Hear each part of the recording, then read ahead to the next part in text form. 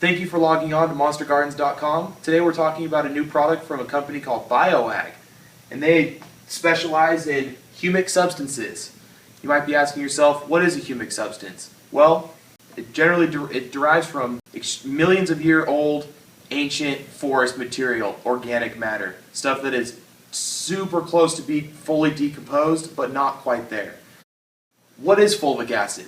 Fulvic acid is a term that's not very well recognized by many registration processes, and the reason for that is because there's so many different molecules that can make up fulvic acids. They use a very similar analogy like snowflakes. Snowflakes, yes, they're all very similar, but they're so drastically apart. Fulvic acid is the same way.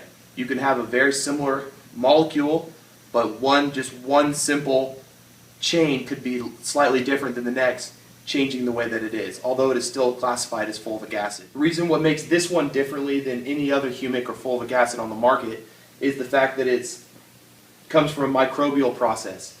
So what they do is they actually have, similar to the way that they ferment wine or beer, they actually are using microbes and bacteria, enzymes, to break down the humic substance, the organic matter, by a process of biodigestation. They're actually breaking down the organic matter and turning it into an acid, a fulvic acid.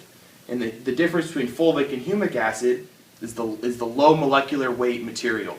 And so it usually rests on the very top, and it's actually extracted from the very top of the process. Where the humic acid is on the bottom, and it's generally a very dark black color. So that's what makes fulvic acid so readily available and generally more expensive than the humic acid, is because out of a very large extraction process, a very minute amount will actually be the high-grade fulvic acid.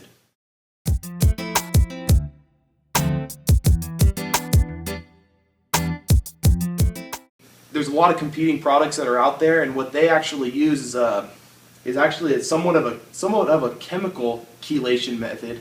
And what they do is they actually use phosphoric acid or sulfuric acid to actually break down those humates. And the problem with that is it actually adds to your ppms, adds to your pH, will actually drive it down generally. When you're adding to your parts per million, there's not enough room for your TDS scale to add enough fulvic acid into your medium. That's what makes this product so unique, is it is ppm neutral and pH neutral. So you can use it at the full recommended dose at 30 mils per gallon, and they only tell you to do that so that way you're forcing that acid into the medium. And what acid's going to do is it's going to allow for those micronutrients to be uptaken into the plant. So the cool thing about fulvic acid, the way that it works with micronutrients, is the micronutrients somewhat piggyback themselves onto the acid and permeate itself through the cell wall. And the cool thing about the fulvic acid is it actually has a really close relationship with the cells, and that it can permeate through the cell wall and actually into the mitochondria. That's really unique because most of the time the nutrients take a little bit of time to break down, and they actually have to do more of a self-chelation process, versus the acid helps chelate it right into the plant immediately. This is completely unique because it's done with the microbial process. If you were to say get a competitor product such as this diamond nectar, and you were to add, even if you were to add the 30 mils like it says on this one, you're going to notice everything is going to go out of whack. You're potentially going to have extremely low pH in your medium, and the worst part about it is your parts per million is going to go through the roof. So that's going to eliminate any chance of adding other fertilizer on top of it. The problem with that is when you're wanting to use a fulvic acid, you want those nutrients immediately available to the plant. But if you're adding a product that's driving your parts per million through the roof, there doesn't leave much room for any food to get permeated back into the plant. So what you're saying is most more inexpensively derived fulvic or humic acids, which is pretty much most of the humic and fulvic acid market, unfortunately, yes, is using a more inexpensive process which dries up your ppm. So it can obviously be more of a favorable situation for nutrient lockout. But what they've done at ful-power is they've given us a enzymatically formed fulvic acid, so you have the ability of adding the full potential of fulvic acid without increasing your ppms. That's what you're telling us? Right, exactly. That's exactly right. So the idea is just to get that acid into your medium. It needs to be readily available to the plant. Once the food has been added to the medium, it needs to be there. Instead of, yeah, it's great to add it with other fertilizers, but the idea is to add it earlier on, so that way when you add fertilizer down the line, it's already present in the root zone. That makes me ask the question if they potentially, with a lot of other nutrient programs, lower the amount of fulvic acid that they recommend just because they know that it's increasing to their full nutrient program's total EC or ppm. That's very well said, actually, because that's just what's going on. You know, I've been told from a lot of old-time growers especially, that products such as this have been used when they initially hit market, they were an extremely high application rate. Not necessarily this one, but a lot of other competing fulvic acids are initially told you to use upward near 90 over 100 milliliters per gallon, which is great because you're getting that fulvic acid in the medium. But when you're using it at that high of an application rate with the phosphoric acid used to derive it, your plant is going to immediately lock out. Your pH will be so far down, and that's the problem with that. You have to use a process that's being enzymatically digested. And you might be able to get that full capability of the fulvic acid that you've never really seen before if you've been using other fulvic acids. Right, exactly. And the cool thing about this, I mean, this takes them months to produce. The other great thing about this fulvic acid right here is the fact that you don't necessarily need to cut down your feeding program. Most people that are using a chelating agent like this that's going to help the nutrient get into the plant they're going to want to cut down their amount of nutrients so that way they don't burn their plants.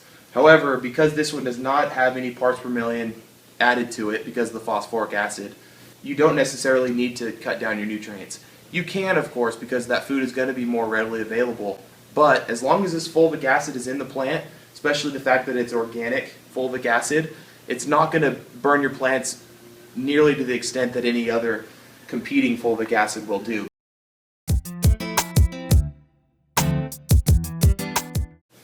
When you're using that as a foliar spray, you are going to want to kick down your nutrients. The reason is because it will immediately get through those leaf stomata into the plant, versus when you're feeding it through the root zone, it's still going to take a little bit of time before it burns the plants. Plus, as long as there's humic acid available into the root zone, the humic acts as a conditioner in the soil, allowing for more food to be stored at a time, instead of just building up and then locking out, essentially. For those that are using hydroponic systems, this is going to be a great solution for you because it is extremely thin running. The viscosity of the fluid is actually extremely thin. It's immediately available to the plants, and it's not going to keep your pH from fluctuating. So the hydroponic growers that are using rock wool that are constantly checking and maintaining their pH, this is not going to be the product that's going to fluctuate it whatsoever. If anything, it's going to keep it more mainstream.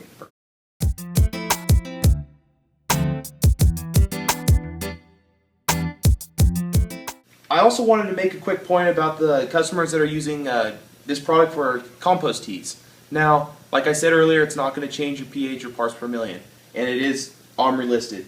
So the cool thing about this product is it's going to make everything readily available. However, what you're going to want to do is you're going to want to add this to your compost tea right before you feed. So what I always encourage customers is either feed them on separate feed days, or right when you're done with the brewing process before it initially hits your root zone or you spray it, add your fulvic acid just before that process. To the compost tea? To the compost tea itself. And all that's going to do is just going to allow the bit of food that's in that tea to go right into the plant, and also you're going to allow that acid to get into the root zone where it needs to be.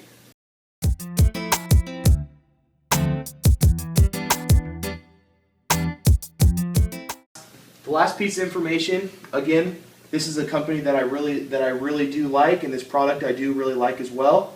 However, there's one piece of information that needs to be said. Although this is an organic product and it is extremely cost effective, it's a great source of fulvic acid. However, it's the part where it contains the trace minerals that actually throws me off. Fulvic acid is not supposed to have any heavy metals or any kind of minerals that are in it. It's very nice because your plants are going to get a slight NPK, going to get a little bit of food with their fulvic acid immediately into the plant. However, in order to keep stability of the acid itself, it needs to not have any conductivity in it whatsoever. And that's, again, the beauty of this product. No electrical conductivity, no parts per million, no minerals that they're not telling you.